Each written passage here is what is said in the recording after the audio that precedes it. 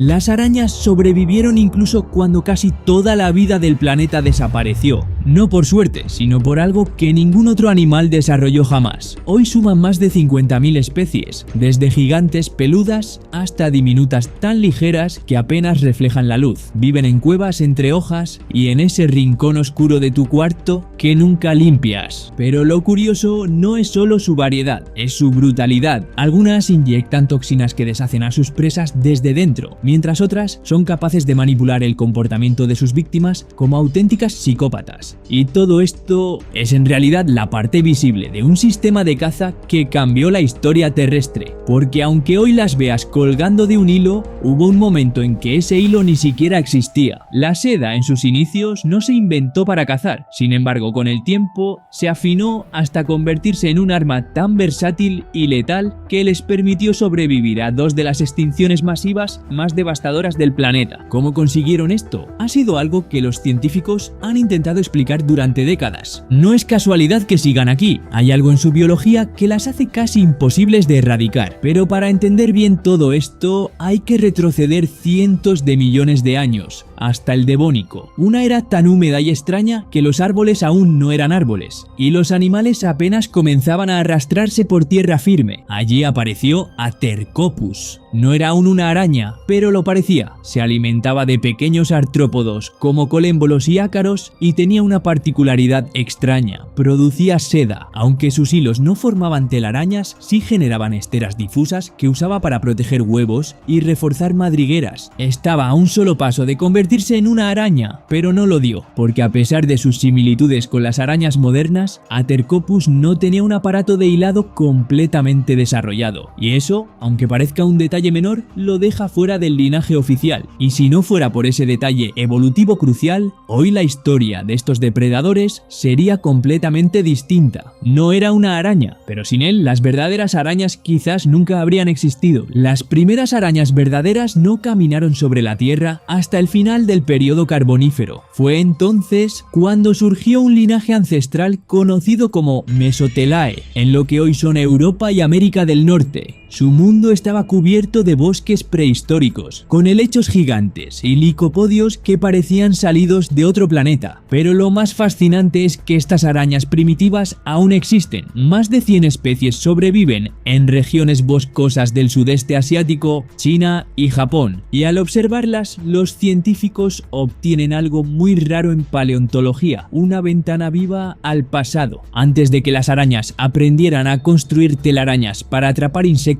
voladores, las Mesotelae cazaban desde el suelo, excavaban madrigueras y las sellaban con trampillas cubiertas de seda. Un solo roce de un insecto activaba los hilos tensados como sensores. En ese momento, la trampa se abría y la araña salía disparada desde las sombras. Mientras otros depredadores desperdiciaban energía persiguiendo insectos, ellas perfeccionaron el arte de atacar solo cuando era imposible fallar, y así, sin moverse, sin ser vistas, comenzaron a escribir el primer capítulo de una estrategia de caza que todavía hoy sigue funcionando. Pero lo más inquietante de estas cazadoras ancestrales era lo que hacían cuando finalmente atacaban. Las Mesotelae no solo perfeccionaron el arte de la emboscada durante cientos de millones de años, también escondían en su interior una de las armas biológicas más sofisticadas jamás diseñadas por la evolución: el veneno. Hoy la mayoría de las arañas poseen glándulas venenosas conectadas a sus quelíceros, esas estructuras móviles que sostienen los colmillos. Cuando atacan, inyectan su veneno a través de un diminuto orificio en la punta del colmillo, como si fueran jeringas naturales diseñadas por la evolución.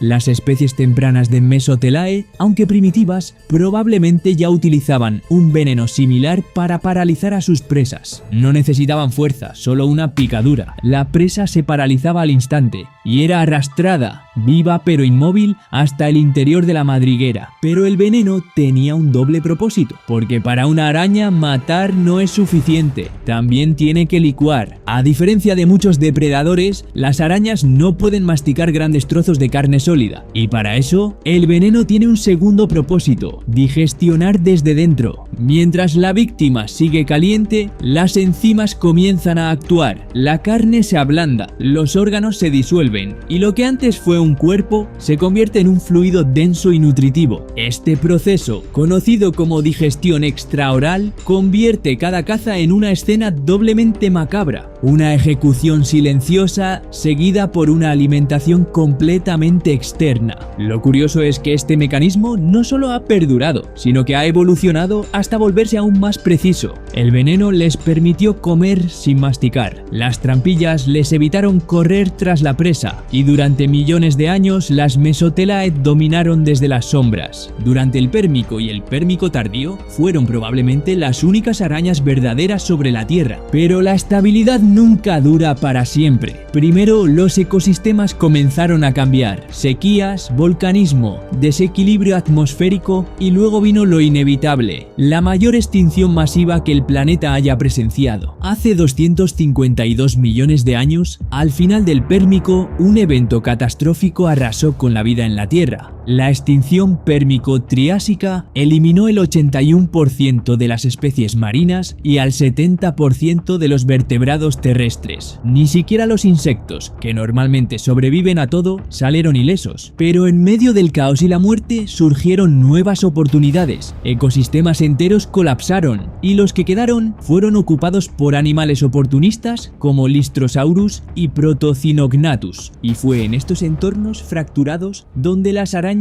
comenzaron a diversificarse. Ya no bastaba con esperar desde el suelo, el mundo había cambiado y ellas estaban a punto de cambiar también. El mundo post-extinción era más duro, más competitivo y las arañas respondieron como siempre lo han hecho, evolucionando. Gradualmente, en distintas regiones del planeta comenzaron a surgir linajes más especializados. Entre ellos, uno en particular cambió las reglas del juego, los megalomorfos. Este grupo ancestral dio origen a algunas de las especies más intimidantes del mundo moderno, como las tarántulas y las arañas de embudo. Se les reconoce por sus cuerpos masivos, patas poderosas y un rasgo clave: colmillos que apuntan directamente hacia abajo, diseñados para perforar con fuerza. Al igual que sus antecesoras, las Mesotelae, los megalomorfos no usaban telarañas flotantes para cazar insectos voladores. Su enfoque era mucho más físico, más brutal: madrigueras camufladas, trampas de seda y emboscadas perfectas. La mayoría eran cazadores inmóviles, pacientes, capaces de esperar horas, incluso días, por el momento perfecto. Pero no todos. Algunas, como las tarántulas, rompieron el molde, abandonaban sus escondites, usaban su tamaño, su fuerza y enfrentaban a sus presas cara a cara. No eran solo más grandes, eran más decididas, pero pronto apareció un grupo que cambiaría las reglas de la caza, no con tamaño ni poder, sino con pura sofisticación evolutiva. Durante el Triásico surgieron los araneomorfos, las arañas más diversas de todas. Anatómicamente eran distintas, sus hileras estaban completamente desarrolladas y sus colmillos ya no apuntaban hacia abajo, sino en diagonal, como pinzas capaces de sujetar y perforar al mismo tiempo. Pero lo más importante es que no necesitaban ser grandes para ser letales. En lugar de depender del tamaño y la fuerza, estas arañas evolucionaron venenos neurotóxicos, capaces de paralizar y matar con una precisión devastadora. Cada mordida era un golpe quirúrgico al sistema nervioso de sus presas. Gracias a estas adaptaciones, tanto araneomorfos como megalomorfos lograron convivir como depredadores eficaces durante el Jurásico. Y aunque solemos pensar en esa época solo como la era de los dinosaurios, en las sombras de aquellos gigantes, las arañas estaban trazando su propio camino hacia la sofisticación. Sin embargo, lo más revolucionario aún no había ocurrido. No fue hasta finales del Jurásico y sobre todo durante el Cretácico temprano, cuando los araneomorfos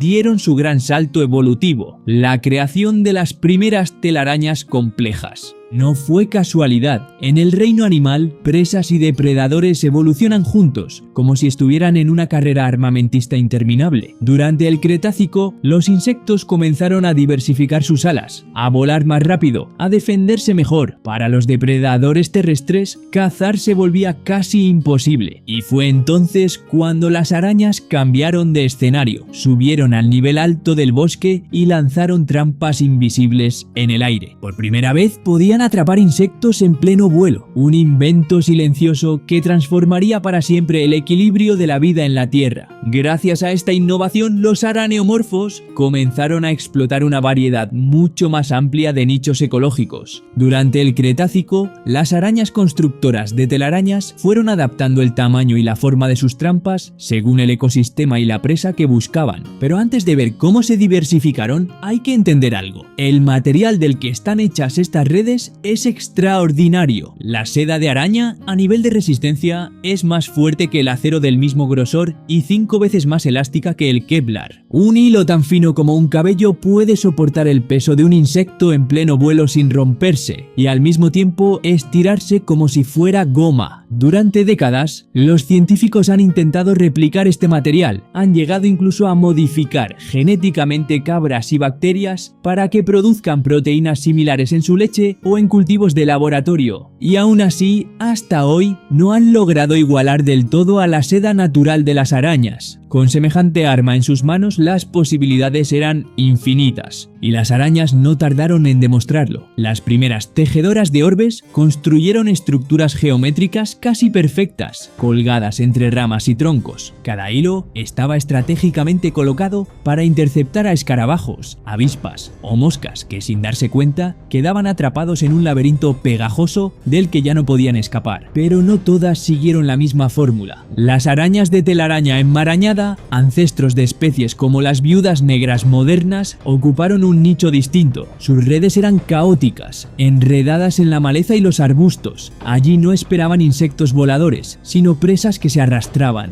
Hormigas, escarabajos, incluso otros arácnidos. Un invento, dos estrategias radicalmente diferentes y un solo resultado, una expansión sin precedentes. Y lo más sorprendente es que, gracias a fósiles atrapados en ámbar, hoy sabemos que muchas arañas del Cretácico eran casi idénticas a las que todavía viven entre nosotros. Pero antes de llegar a la era moderna, estas arañas tuvieron que superar otro evento catastrófico. Al final del Mesozoico ocurrió otra extinción masiva, la extinción Cretácico-Paleógeno. Hace 66 millones de años, un asteroide de más de 10 kilómetros de diámetro impactó en lo que hoy es la península de Yucatán. El choque liberó una energía equivalente a millones de bombas nucleares, levantando una nube de polvo y azufre que oscureció el cielo durante años. Los incendios forestales arrasaron continentes enteros y la fotosíntesis prácticamente se detuvo. Este evento aniquiló al 75% de todas las especies de plantas y animales, incluyendo a todos los dinosaurios primitivos. El planeta entero se convirtió en un cementerio y, sin embargo, en medio de la devastación, las arañas lograron sobrevivir relativamente intactas. Fue después de esta extinción cuando los araneomorfos iniciaron una nueva etapa, una era de diversidad y especialización sin precedentes. Lo que parecía el final, para ellas fue el inicio de su mayor expansión. A medida que comenzaba la era cenozoica, las plantas con flores se apoderaban de los ecosistemas del mundo, evolucionando junto a polinizadores voladores como abejas, mariposas y escarabajos. Y las arañas, como siempre, supieron adaptarse. Algunas perfeccionaron el arte del camuflaje. Las arañas cangrejo, por ejemplo, transformaron sus cuerpos en imitaciones perfectas de pétalos de colores. Desde esa trampa viviente, esperaban inmóviles hasta que un polinizador desprevenido se acercaba demasiado. Otras fueron aún más lejos. La araña bolera aprendió a manipular el deseo mismo de sus presas. Libera feromonas que imitan el olor de las polillas hembras. Los machos, convencidos de haber encontrado pareja, siguen la pista solo para descubrir demasiado tarde que era una ilusión mortal.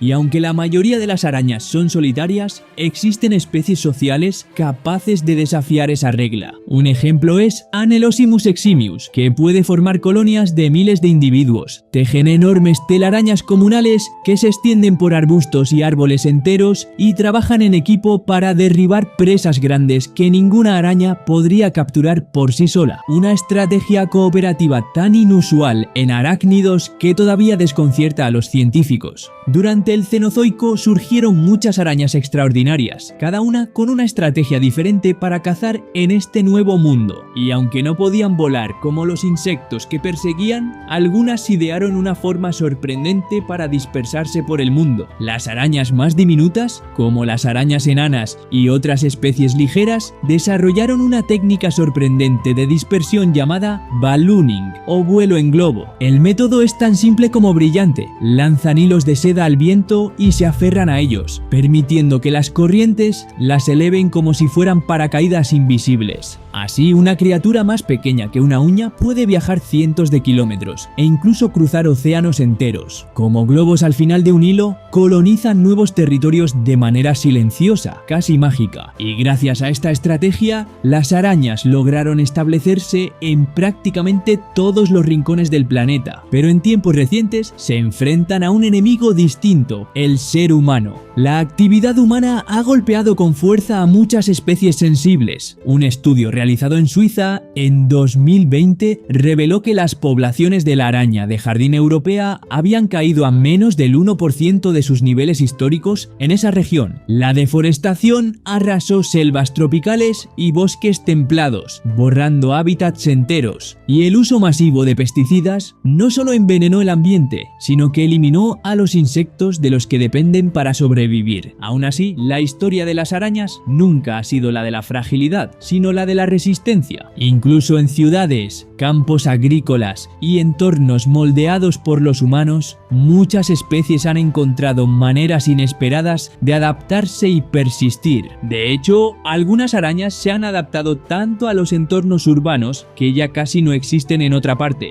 La araña doméstica americana, del género Parasteatoda, vive principalmente en rincones de casas, cobertizos y graneros. Allí levanta sus telarañas desordenadas, eficaces para atrapar plagas comunes como moscas, hormigas o pequeñas cucarachas. Otras han llevado la adaptación un paso más allá. Ciertas tejedoras de orbes construyen sus redes directamente alrededor de las luces artificiales. No necesitan atraer a los insectos. Saben que polillas y mosquitos acudirán por sí solos al resplandor nocturno, directo a su trampa de seda. En silencio, han convertido nuestras paredes, ventanas y farolas en extensiones de su ecosistema, demostrando que incluso en el mundo que creemos haber domesticado, las arañas siguen cazando bajo sus propias reglas. No olvidéis apoyar este tipo de contenido suscribiéndoos y viendo este otro vídeo muy curioso que os encantará.